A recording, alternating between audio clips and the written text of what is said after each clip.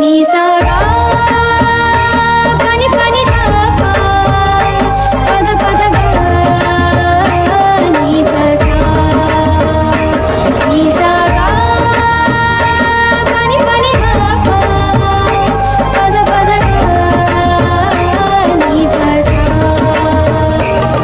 ही गाथा अस्तित्वाची शौर्याची पराक्रमाची ही गाथा अस्तित्वाची शौर्याची पराक्रमाची या मातीमधल्या कणाकणातील मौल्यवान रत्नांची या मातीमधल्या कणाकणातील मौल्यवान रत्नांची कर्तृत्व इथे गगनाला भिडे परिमोल जाणून ठेवू व्यक्तिविशेष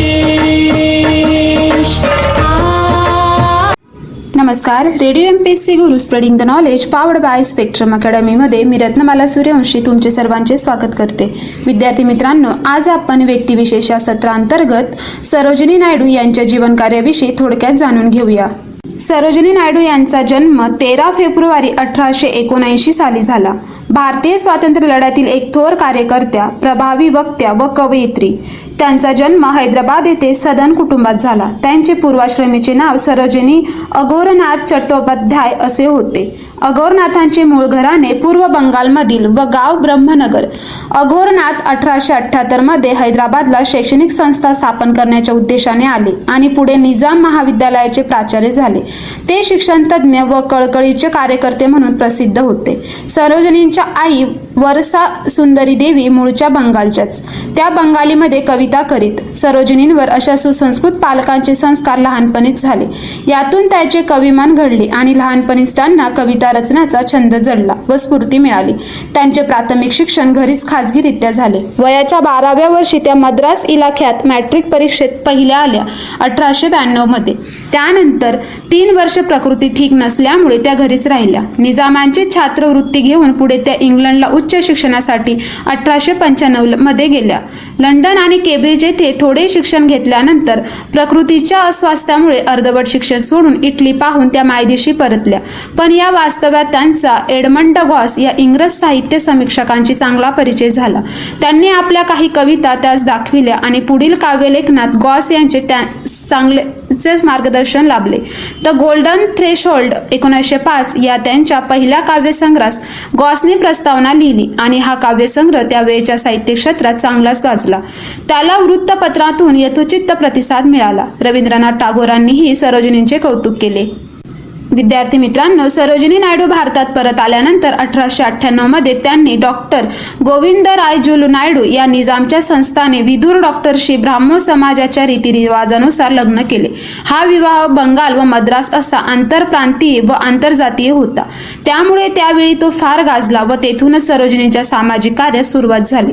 त्यांना 4 मुले झाली: जयसूर्या, पंदजा, रणधीर आणि लैलामणी. रणधीर पुढे हैदराबादच्या राजकीय चळवळीत सुप्रसिद्ध झाला, तर पद्मजा बंगालच्या राज्यपाल झाल्या. सरोजिनींनी द गोल्डन थ्रेशोल्ड नंतर द बर्थ ऑफ टाइम 1912 व द ब्रोकन विंग 1917 हे काव्यसंग्रह प्रसिद्ध केले.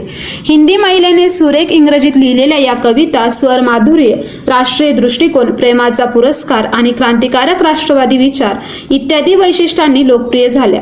पाश्चात्य तसेच पौर्वात्य देशात त्यास विविध कीर्ती लाभली आणि कवयित्री म्हणून त्यांचा नावलौकिक वाढला. भारतीय कोकिळा म्हणून त्यांचा सर्वत्र उल्लेख होऊ लागला. मात्र त्यांच्या गीत रचनेचा सूर एलियटच्या नव्या काव्य प्रवासाशी जुळला नाही व ती थांबली. लवकरच त्या देशसेवा, समाजसेवा इत्यादी गोष्टींकडे वळल्या. याचे दुसरेही कारण असे होते की 1909 ते 1917 दरम्यान त्यांचा M.A. Jinnah, Gopalkrishna Gokhale, Rabindranath Tagore, Lokmanya Tilak, Annie Besant, C.P. Ramaswami Iyer, Jawaharlal Nehru, Mahatma Gandhi अशा एक श्रेष्ठ आणि ज्येष्ठ व्यक्तींशी यांना त्या निमित्ताने परिचय झाला. या व्यक्तीच्या विचार आचारांकडे त्या आकृष्ट झाल्या. त्यांनी होम रूल लीगसाठी ॲनी बेझंट आणि C.P. रामस्वामी अय्यर यांच्या बरोबर हिंदुस्थानवर दौरा काढला. आपल्या भाषणातून त्यांनी तरुणांचे कल्याण, श्रम प्रतिष्ठा, श्री स्वातंत्र्य व राष्ट्रवाद यांचा पुरस्कार केला. गोखल्यांना गुरुस्थानी मानले आणि महात्मा गांधींचे नेतृत्व पूर्णतः स्वीकारले. हैदराबाद येथील प्लेग साथीत त्यांनी फार परिश्रम घेतले. जनतेला सर्वतोपरी मदत केली. त्याबद्दल त्यांना कैसर-ई-हिंद हे सुवर्ण पदक देण्यात आले. पण ते त्यांनी जालियनवाला बाग येथील हत्याकांडानंतर ब्रिटिश सरकारला त्याच्या निषेधार्थ परत दिले. रॉलट कायदा, मॉन्टेगो चेम्सफर्ड सुधारणा, खिलाफत चळवळ, साबरमती करार वगैरे विविध चळवळी त्यांनी काँग्रेसच्या ध्येय धोरणानुसार प्रचार आणि प्रसार केला, मोहिमा काढल्या. गांधीजींच्या असहकार चळवळीत हिरिरीने भाग घेतला. सरोजिनींनी हिंदू मुसलमान ऐक्य व स्त्रियांचे बरोबरीच्या बरोबरीने काम करण्याचे हक्क आणि स्वातंत्र्य हेच आपले जीवनकार्य मानले. होम रूल लीगच्या निमित्ताने त्यांनी देशभर असंख्य व्याख्याने दिली.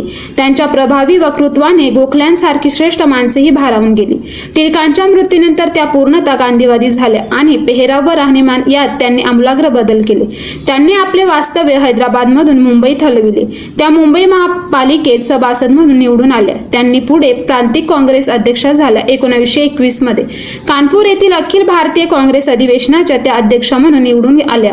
1925 ला काँग्रेस कार्यकारिणीच्या त्या सभासद झाल्या. काँग्रेसच्या सर्व धोरणात त्या हिरिरीने भाग घेत. कलकत्ता येथे भरलेल्या 1907च्या बंगालच्या फाळणी विरोधी सभेत त्यांनी महत्वाची भूमिका बजावली. 1908 मध्ये विधवा विवाह परिषदेत त्यांनी स्त्रियांच्या चळवळीचा पाया घातला आणि तेथूनच त्यांच्या स्त्रीविषयक चळवळीस खरा प्रारंभ झाला. विद्यार्थी मित्रांनो, सरोजिनी नायडू दक्षिण आफ्रिकेच्या दौऱ्यावर तेथील भारतीयांची विचारपूस करण्याकरिता 1923 मध्ये गेल्या. त्यांनी तेथील परिस्थितीचे अवलोकन केले. पुढे त्या मोंबासा येथील ईस्ट आफ्रिकन इंडियन काँग्रेसच्या अध्यक्षा झाल्या 1929 ला. यावेळी जनरल स्टमस आणि त्यांच्यात खूप वादावादी झाली. तत्पूर्वी 1928 मध्ये त्यांनी अमेरिकन जनतेत भारतीय स्वातंत्र्याबद्दल सहानुभूती निर्माण करण्यासाठी सदिच्छा दौरा काढला. त्यानंतर त्या गांधींबरोबर लंडनमध्ये गोलमेज परिषदांना हजर राहिल्या. महात्मा गांधीजींच्या बरोबर त्यांनी बहुतेक सत्याग्रहात भाग घेतला आणि अनेक वेळा त्यांना तुरुंगवासही भोगावा लागला. 1930च्या मिठाच्या सत्याग्रहात त्यांनी एका महत्त्वपूर्ण तुकडीचे नेतृत्व केले. तर छोडो भारत आंदोलनात 1942 मध्ये इतर नेत्यांबरोबर त्यांना कैद झाली. त्याची रवानगी आगा खान राजवाड्यात झाली. यावेळी आपल्या सहकारी कैद्यांनी त्यांनी मातृवत सेवा केली. कस्तुरबा गांधी आणि महादेवभाई देसाई यांच्या मृत्यूने त्यांना धक्का दिला. स्वातंत्र्योत्तर भारतात त्यांना दोन गोष्टींनी मोठा तडाखा बसला. पहिली, हिंदुस्थानचे पाकिस्तान व भारत ही दोन शकले. त्या प्रथमपासून हिंदू मुसलमान ऐक्याचा पुरस्कार करीत आणि दुसरी, महात्मा गांधीजींचा खून. 1947 मध्ये दिल्लीला जी आशियाई राष्ट्रांची परिषद भरली तिचे अध्यक्षस्थान त्यांना देण्यात आले. तसेच त्यांची इच्छा नसतानाही त्यांना उत्तर प्रदेशचे राज्यपालपद देण्यात आले, पण अल्पावधीतच त्या लखनौ येथे मरण पावल्या. सरोजिनीने 3 काव्य संग्रहांव्यतिरिक्त अनेक स्फुट लेख लिहिले. त्यांची व्याख्याने पुस्तक रूपाने प्रसिद्ध झाली आहेत. सरोजिनीबाईंचे मन हे हळव्या कवयित्रीचे पूर्णार्थाने भावना प्रधान श्री हृदय होते. तथापि राजकारणात त्या एक निस्पृह देशभक्त होत्या आणि राजकारणी व्यक्तीला पोषक असे धाडस, दुसऱ्यावर छाप पाडणारे व्यक्तिमत्व आणि प्रभावी संभाषण हे त्याचे विशेष. त्यांचा राष्ट्राभिमान ज्वाज्वल होता व देशासाठी सर्वस्व अर्पण करण्याची त्यांची तयारी होती. पण याचबरोबर स्त्री स्वातंत्र्य, हिंदू मुसलमान ऐक्य इत्यादी गोष्टींचा त्यांनी आयुष्यभर पाठपुरावा केला आणि अखेरच्या दिवसात त्यांच्या या तत्वांना अपयश आलेले आपल्याला बघायला मिळाले. विद्यार्थी मित्रांनो, सरोजिनी नायडू या त्या महिलांपैकी एक आहेत ज्यांनी भारताला स्वातंत्र्य मिळविण्यासाठी कठोर संघर्ष केला. सरोजिनी नायडू इंडिया नाइटिंगेलच्या नावाने ओळखल्या जातात. स्वातंत्र्य सैनिक, कवयित्री आणि देशातील पहिला महिला राज्यपाल सरोजिनी नायडू यांनी बालपणात आपली प्रतिभा दाखवली. विद्यार्थी मित्रांनो, सरोजिनी नायडू यांचा मृत्यू 2 मार्च 1949 रोजी झाला. विद्यार्थी मित्रांनो, अशा प्रकारे आता आपण व्यक्तिविशेष या सत्रांतर्गत सरोजिनी नायडू यांच्या जीवन कार्याविषयी थोडक्यात जाणून घेतले.